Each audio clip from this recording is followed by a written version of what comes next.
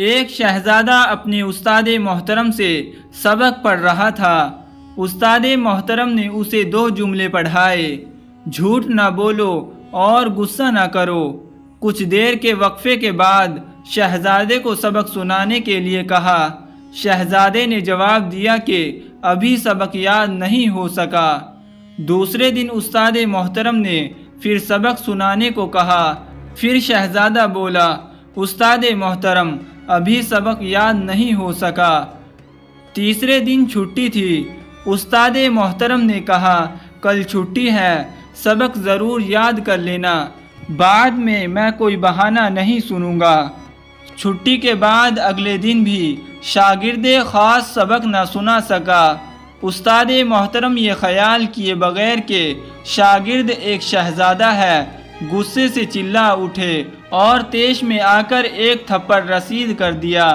یہ بھی کوئی بات ہے کہ اتنے دنوں میں ابھی تک 2-3 جملے یاد نہیں کر سکے۔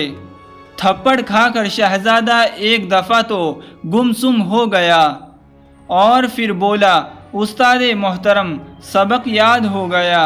استاد کو بہت تعجب ہوا کہ پہلے تو سبق یاد نہیں ہو رہا تھا، اب تھپڑ کھاتے ہی یکدم سبق یاد ہو گیا۔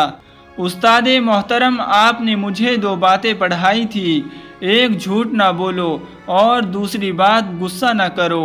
جھوٹ بولنے سے تو میں نے اسی دن توبہ کر لی تھی، مگر غصہ نہ کرو بہت مشکل کام تھا، بہت کوشش کرتا تھا غصہ نہ آئے، مگر غصہ آ جاتا تھا۔